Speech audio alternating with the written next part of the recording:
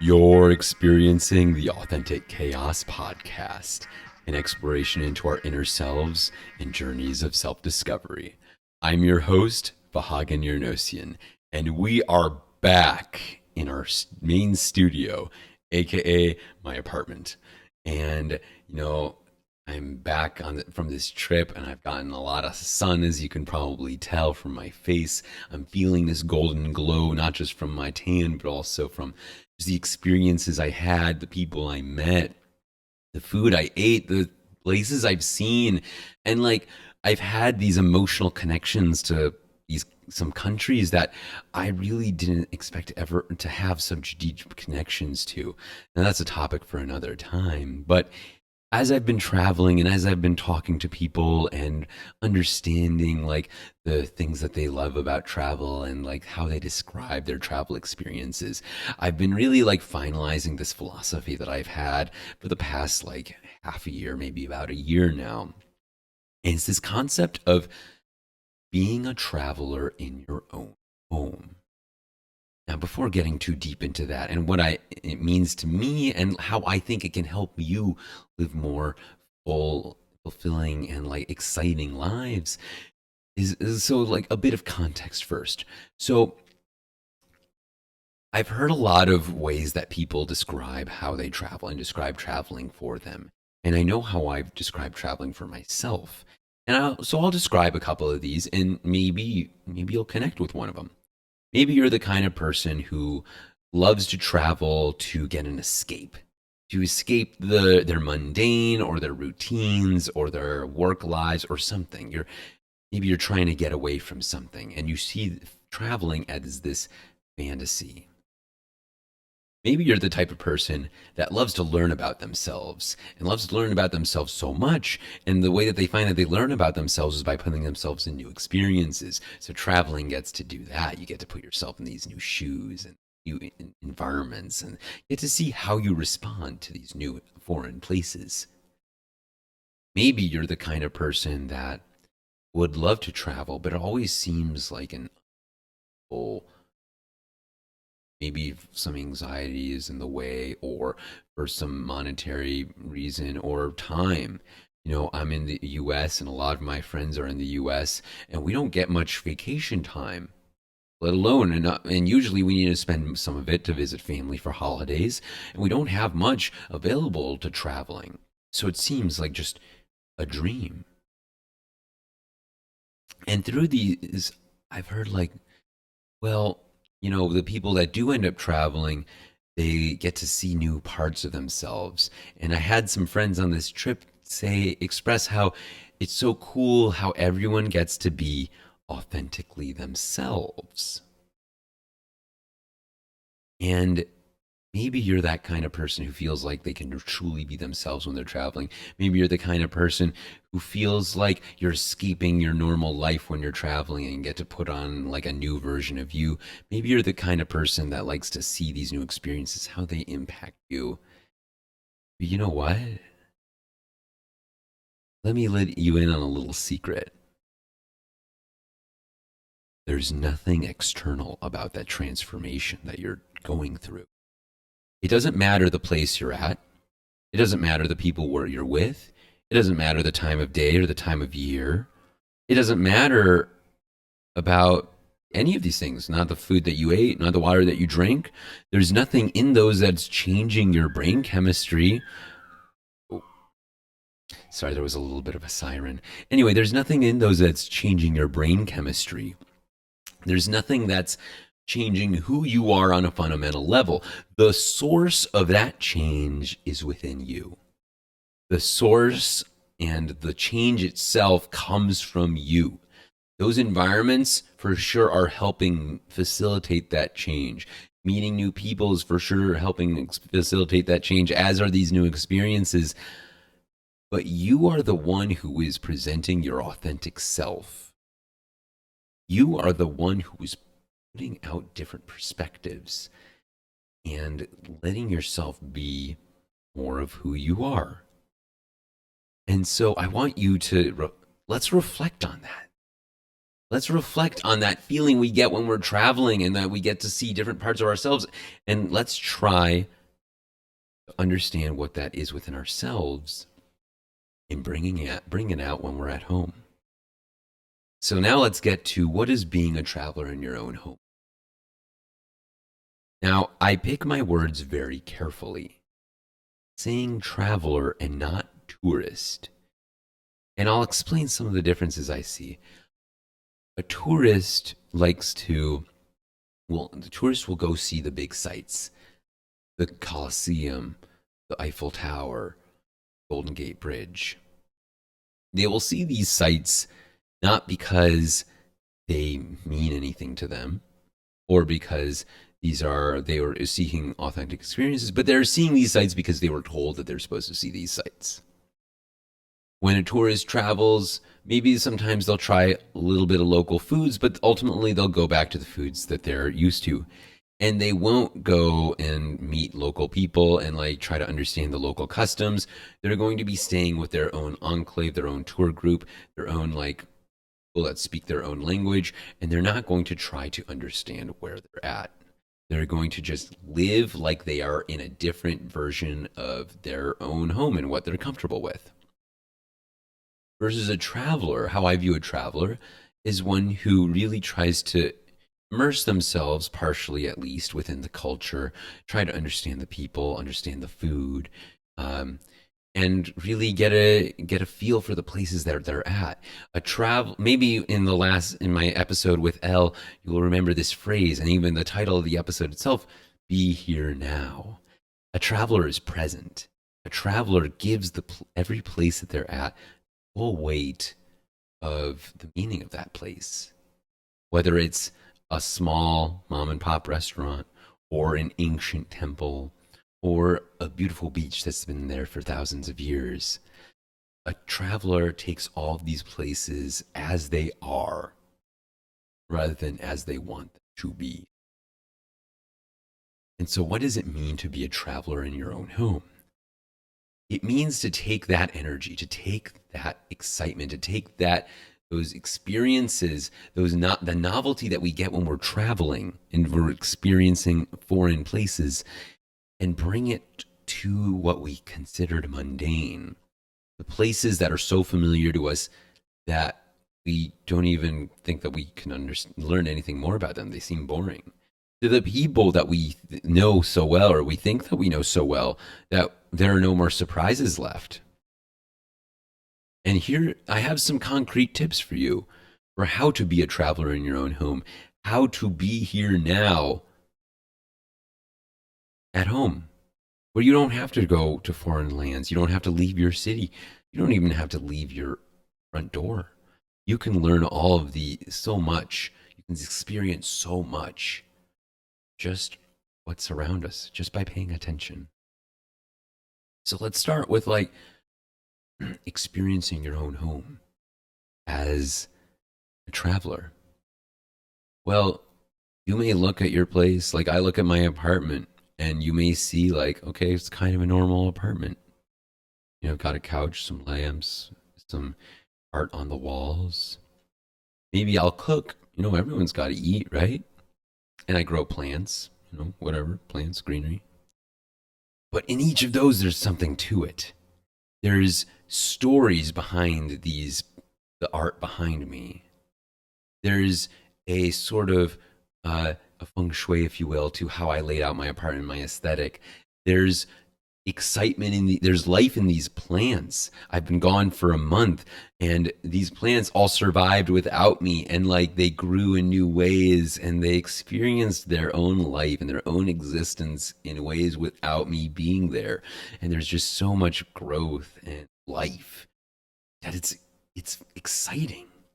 It's I get to experience new growths on Sandra, for instance, and that's awesome. And I've been growing some new plants, which has been such an incredible journey for me.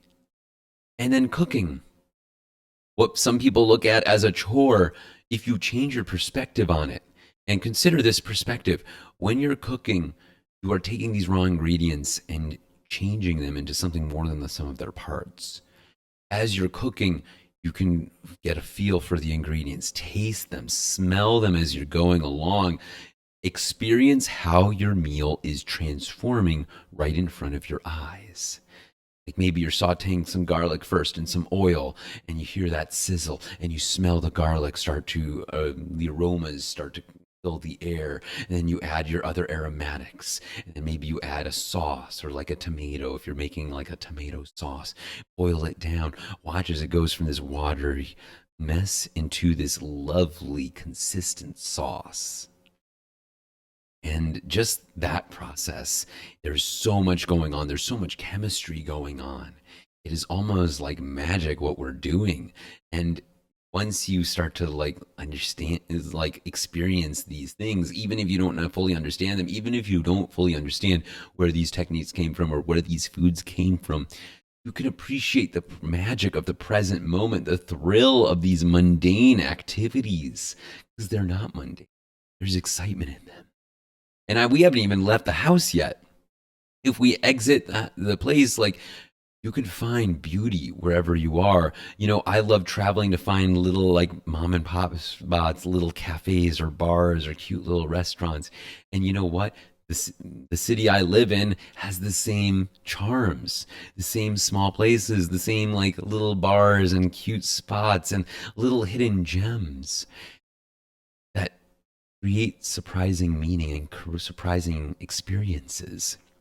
And you don't have to live in a city to experience this. There's plenty of natural beauty all around us, or man-made beauty. Appreciating the art on the like street art on the streets, or maybe uh, flowers blooming. Now that it's springtime in the US, we get to see all these beautiful flowers and experience all these beautiful aromas. The smells of spring are upon us, and it smells so sweet, and the sounds of the birds feel so good, and the sights, the beautiful colors, like filling our gaze after these gray months.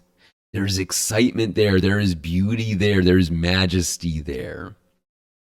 And sometimes you need to change your perspective. Go to different spots at different times of day to see different lighting and how lighting impacts how you experience the things around you. And once you see that, once you change your perspective, sometimes even literally like looking at things from different angles, changing your perspective will help you see the same thing in different ways, and you can experience different feelings with it.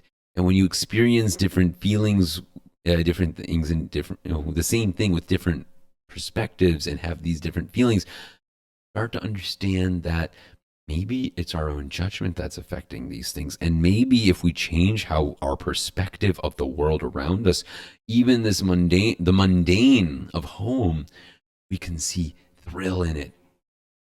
And it's going back to being present, being here now, being present in the moment that is presented you, and experiencing for what it is rather than what you want it to be.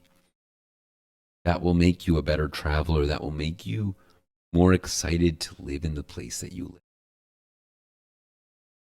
Well, what about the people? Some say like, oh, you meet so many cool people and get so much empathy when you travel. And it's true. There are so many complex and unique perspectives out there, and so many unique people. But you know what? There are unique people everywhere. There are unique people in your home, in your backyard, in your neighborhood, in your city. Just because they look like you doesn't mean that they don't have unique perspectives. Maybe you have a partner or a best friend or a sibling that you know so well that there are no more surprises, or you think there are no more surprises. And let me tell you, that is, maybe you're wrong, right? But maybe you're wrong. Do you think that, and I'd ask you this, do you think someone else knows you just as deeply as you know yourself? Do they know all of your thoughts, all of your feelings, all of your insecurities, all of your vulnerabilities, all of your shadows, all of your lights? I know no one does for me. I know no one will ever know me as deeply as I know myself, because I'm constantly changing. My chaos is unbound. But it's also beautiful, and it can be understood, and I understand it decently. And so maybe other people can't quite understand the same the same level of you as you understand yourself? And can you have empathy toward the person who you think you know so deeply? And maybe remove those assumptions that you know them super deeply. And I challenge you, dear viewer, I challenge you to get to know someone on a deeper level.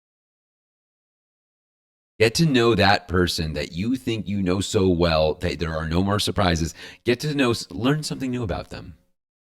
Ask them the questions that maybe you were a little bit afraid to ask, and get to know them in a new way. And I'm pretty confident. Can't say for certain, but I'm pretty confident you will probably learn something new about that person. And you'll get to know that this person that you may have taken for granted a little bit is so much deeper and so much more complex than you thought. And maybe that will like further your love for each other, further this bond you two have with one another. I think it will. I think it's worth having a try at least. And it's exciting. You don't have to get to know a new person or a stranger to like get to know someone else even deeper. You can get to know the people in your life even deeper. And doing this, I sincerely believe by like embracing this traveler mindset, being a traveler in your own home and being present in your own spaces, you will truly start to embrace your chaos. This is what I say at the end of every episode, to embrace your chaos with kindness.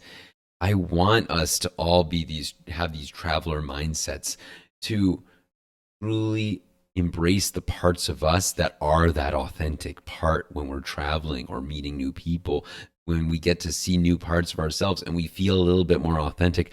I want you to experience that every single day of your life. I want you to give yourself the permission to be you and to forgive yourself for being human. We're not perfect. Sometimes our chaos is a little messy. And you know what? That's okay. People love us for our authenticity. People love to travel because it feels so different. Sometimes so real. Sometimes feels like traveling can be a fantasy. But why is our mundane life, our seemingly mundane life, our routine life, I'll say, why do we consider that the reality? Maybe they're all fantasies. Maybe it's all a matter of perspective. And we change our perspectives, change how we experience these things. We can change how we experience the world. We can change how we experience other people in our lives. We can change how we are with ourselves. And that change can be a beautiful thing. Maybe you decide you don't want that change, and that's okay. That's totally okay. You'll never know if you don't try. You're not intentional. Never truly experience the world, your own home, for the beauty that it has. You won't experience your partners, your friends, your family for the complexity that they embody. And you won't really give yourself the permission to be you. And I want you to be you because you're a beautiful soul. And I want you to embrace that. Thank you so much for listening. It's good to be back, and we have some exciting episodes and conversations planned in the weeks and months ahead. As always, embrace your chaos with kindness. Thank you so much.